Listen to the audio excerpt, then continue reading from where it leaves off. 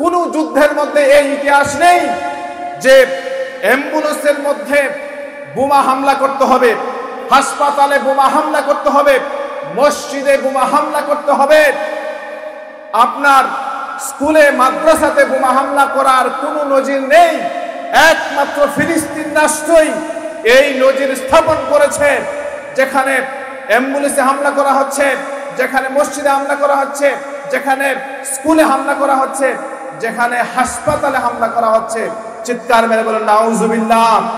মুসলমান, তোমাকে এই কথা মনে রাখতে হবে, তারা মুসলমান, আমরাও মুসলমান, তাদের জন্য আমাদের দরদ লাগা লাগবে। আমার ভাইয়েরা, পৃথিবীর প্রসব বেদনা শুরু হয়ে গিয়েছে। ইসরায়েল রাষ্ট্র যেই ধরনের অপকর্ম চালিয়ে যাচ্ছে, পৃথিবীর কোনো নিয়ম তারা তোয়াক্কা করছে না। পৃথিবীর সব ধরনের আইন ভেঙে দিয়ে এরা যা ইচ্ছা তা করছে, যাচ্ছে তাই করার কারণে এরা মূলত উচ্ছৃঙ্খল এক জাতিতে পরিণত হয়েছে। আজকের যে এই প্যান্ডেল আয়োজন করা হয়েছে, আমাদের আজকের মাহফিলের প্রধান বক্তা মুস্তাক ফৈজি পীর সাহেব, উনি আলোচনা করার পর প্যান্ডেলকে রাখা হবে না ভেঙে ফেলা হবে? জোরে বলেন। ভেঙে ফেলা হবে, কোনো সন্দেহ আছে? এই পৃথিবীতে অনেক বক্তাই বক্তব্য দিয়েছেন, এই পৃথিবীতে অনেক আলোচকই আলোচনা করেছেন। সর্বশেষ বক্তা যিনি বিশ্বনবী মুহাম্মদুর রাসূলুল্লাহ সাল্লাল্লাহু আলাইহি ওয়াসাল্লাম, তিনি বক্তব্য দিয়েছেন আজ থেকে প্রায় ১৫০০ বছর আগে। আপনারা বলুন তো, এই পৃথিবীর আর কোনো প্রয়োজন আছে কি নাই? নাই। যে কোনো সময় এই পৃথিবীর ভাঙন সৃষ্টি হবে। রাসূল একটি হাদিসে বলেছেন, এই পৃথিবী থেকে আমি নবীর বিদায় নিয়ে চলে যাব কিয়ামতের একটি আলামত। বলেন সুবহানাল্লাহ। আমার ভাইয়েরা, কিয়ামতের আলামতগুলো একটা আরেকটার সাথে অঙ্গাঅঙ্গিভাবে জড়িত। রাসূল সাল্লাল্লাহু আলাইহি ওয়াসাল্লাম ইরশাদ করেছেন, তাসবির দানা, তাসবিরে যখন কেটে দেওয়া হয় একটার পর একটা যেমন পড়তে থাকে, এমনি করে কিয়ামতের আলামতগুলো একটার পর একটা সংগঠিত হতে থাকবে। মুসনাদ আহমদে বর্ণিত হয়েছে, ৫ম খণ্ড ২৪৫ নম্বর পৃষ্ঠা, সুনানে আবু দাউদের ৪২৯৪ নম্বর হাদিসে বর্ণিত হয়েছে, আন মুআয ইবনে জাবাল রাদিয়াল্লাহু তাআলা আনহু আন্নাহু ক্বালা রাসূলুল্লাহ সাল্লাল্লাহু আলাইহি ওয়াসাল্লাম, উমরানু বাইতুল মাকদিস খরাবু ইয়াসরিব ওয়া খরাবু ইয়াসরিব খুরুজুল মালহামা ওয়া খুরুজুল মালহামা ফাতহুল কুসতুনতুনিয়া ওয়া ফাতহুল কুসতুনতুনিয়া খুরুজুল দাজ্জাল। বলেন সুবহানাল্লাহ। রাসূল সাল্লাল্লাহু আলাইহি ওয়াসাল্লাম এখানে 4টা বিষয়ের কথা বলেছেন।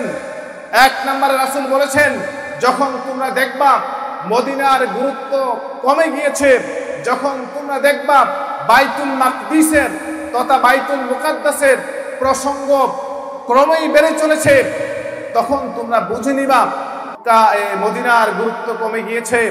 আর মদিনার গুরুত্ব যখন কমে যাবে, তখন মালহামা শুরু হবে। মালহামা হলো মহাযুদ্ধ, যেই যুদ্ধের মাধ্যমে সারা পৃথিবী আদিম যুগে ফিরে যাবে। মালহামার ভয়াবহতা কেমন হবে, এই প্রসঙ্গে বিশ্বনবী মুহাম্মদুর রাসূলুল্লাহ সাল্লাল্লাহু আলাইহি ওয়াসাল্লাম ইরশাদ করেছেন একটি হাদিসের মধ্যে। রাসূল সাল্লাল্লাহু আলাইহি ওয়াসাল্লাম ইরশাদ করেছেন, এই মালহামাতুল কুবরাতে এত বেশি মানুষের হত্যাযজ্ঞ সংগঠিত হবে, ১০০০ মানুষের মধ্য থেকে ৯৯৯ জন মানুষই দুনিয়া থেকে বিদায় নিয়ে চলে যাবেন। জোরে বলেন নাউজুবিল্লাহ। একজন বেঁচে থাকবেন, যিনি বেঁচে থাকবেন তিনি মনে করবেন যে বোধহয় আমি বেঁচে আছি, এই এলাকাতে আর কেউ বেঁচে নাই।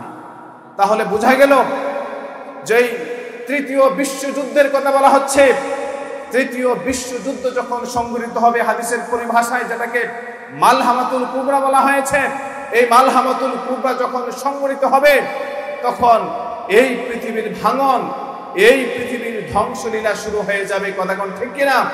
আমার ভাইয়েরা, আজকের ইসরায়েলের দিকে তাকালে দেখা যায় সারা পৃথিবীর অশান্ত অশান্তি সৃষ্টিকারী একমাত্র রাষ্ট্র, যেই রাষ্ট্র সারা পৃথিবীর অশান্তির কারণ, সেই রাষ্ট্রের কারণে আজকে হাজার হাজার মুসলিম নর নারী শিশুরা সহ আপনার নিহত হচ্ছে প্রতিদিন, প্রতিনিয়ত। কথা কোন ঠিক কিনা আমার ভাইয়েরা? এমন নজির ওরা স্থাপন করেছে পৃথিবীর ইতিহাসে, এদের চেয়ে বর্বর জাতি আর একটাও হতে পারে না। কথা কোন ঠিক কিনা আমার ভাইয়েরা? কোন যুদ্ধের মধ্যে এই ইতিহাস নেই যে অ্যাম্বুলেন্সের মধ্যে বোমা হামলা করতে হবে, হাসপাতালে বোমা হামলা করতে হবে, মসজিদে বোমা হামলা করতে হবে, আপনার স্কুলে মাদ্রাসাতে বোমা হামলা করার কোনো নজির নেই। একমাত্র ফিলিস্তিন রাষ্ট্রই এই নজির স্থাপন করেছে, যেখানে অ্যাম্বুলেন্সে হামলা করা হচ্ছে, যেখানে মসজিদে হামলা করা হচ্ছে, যেখানে স্কুলে হামলা করা হচ্ছে, যেখানে হাসপাতালে হামলা করা হচ্ছে। চিৎকার মেরে বলেন নাউজুবিল্লাহ। মুসলমান, তোমাকে এই কথা মনে রাখতে হবে, তারা মুসলমান, আমরাও মুসলমান, তাদের জন্য আমাদের দরদ লাগা লাগবে। আমার ভাইয়েরা, পৃথিবীর প্রসব বেদনা শুরু হয়ে গিয়েছে। ইসরায়েল রাষ্ট্র যেই ধরনের অপকর্ম চালিয়ে যাচ্ছে, পৃথিবীর কোনো নিয়ম তারা তোয়াক্কা করছে না।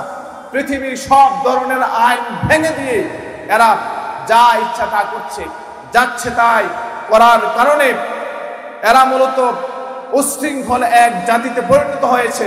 শুধু মুসলিম রাষ্ট্রগুলো নয়, মুসলিম রাষ্ট্রগুলো তো বসে আছে।